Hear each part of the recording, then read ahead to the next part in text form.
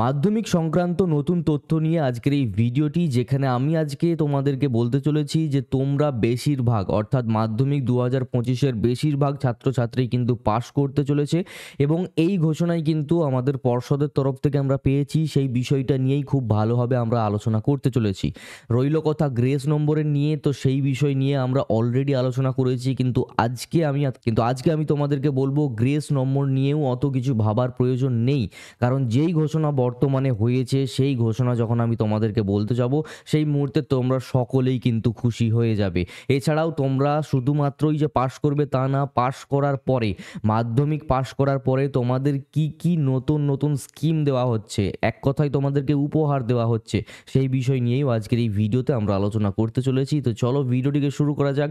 আমার নাম বিক্রম, তোমরা সকলে দেখছো বিক্রম পাল ইউটিউব চ্যানেল। তো চলো ভিডিওটিকে শুরু করা যাক। ভিডিওর প্রথমে একটা কথা বলবো, যারা এখনো পর্যন্ত চ্যানেলটাকে সাবস্ক্রাইব করোনি, সাবস্ক্রাইব করে নোটিফিকেশন বেলটাতে অল দাবিয়ে দিতে পারো। বিশেষত আজকের এই ভিডিওটা দেখার পর তো অবশ্যই সাবস্ক্রাইব করে যেও, আদারওয়াইজ কিন্তু কিছু আর বলার থাকবে না। অ্যাট ফার্স্ট আমি তোমাদের সকলকে বলতে চাইবো যে এই বছর পর্ষদের তরফ থেকে বিশেষভাবে নির্দেশ দেওয়া হয়েছে কোনোভাবে স্টুডেন্টদের যাতে খাতাতে বেশিভাবে নাম্বার না কেটে দেওয়া হয়, অর্থাৎ নরম হাতে কিন্তু খাতা চেক আউট করতে হবে, সেই নির্দেশই কিন্তু দেওয়া হয়েছে পর্ষদের তরফ থেকে টিচার্সদেরকে। ঠিক আছে, এবং খাতা রেগুলার চেক হচ্ছে। ঠিক আছে, একবার তো চেক হয়েছে, এরপরে আবারও রিক্যাপ করা হবে, রিভিউ হবে, দেন স্ক্রুটিনি হবে ইত্যাদি। যে এই যে বিষয়গুলো, এর মাধ্যমেও যদি কোনো স্টুডেন্টকে ফেল হয়ে গেছে দেখা যাচ্ছে 1, 2, 3, 4 নম্বরের জন্য, তাকেও কিন্তু বেশি নম্বর দিয়ে উত্তীর্ণ করে দেওয়া হোক, সেই নির্দেশই কিন্তু পর্ষদের তরফ থেকে দেওয়া হয়েছে।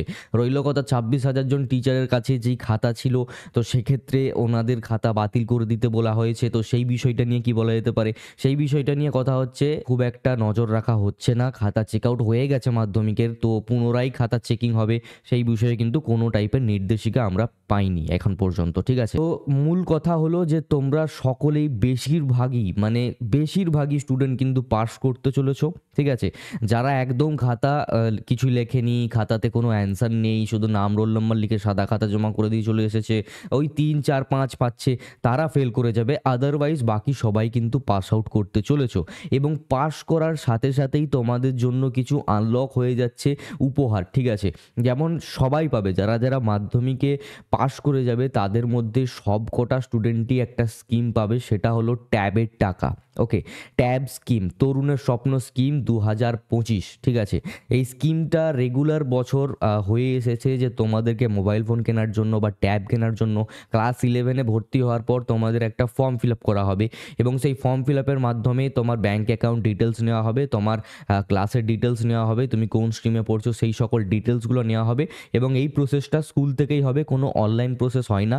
স্কুল থেকেই নির্দেশিকা আসবে এবং স্কুলেই তোমাকে সব কিছু জমা করতে হবে, কাগজপত্র, এবং জমা করে দেওয়ার পর তারপরে কিছু মাস পরে তোমার ব্যাঙ্ক অ্যাকাউন্টে 10,000 টাকা ক্রেডিট হয়ে যাবে এবং সেই 10,000 টাকা দিয়ে তুমি মোবাইল ফোন বা ট্যাবলেট কিনতে পারো তোমার অনলাইন পড়াশোনার জন্য। ঠিক আছে, এই স্কিমটা রয়েছে এবং এই স্কিমটা শুধুমাত্র পাস আউট করলেই হবে, কত পার্সেন্টেজে পাস করলে সেসব কিছু দেখার প্রয়োজন নেই, শুধুমাত্র পাস করলেই হবে।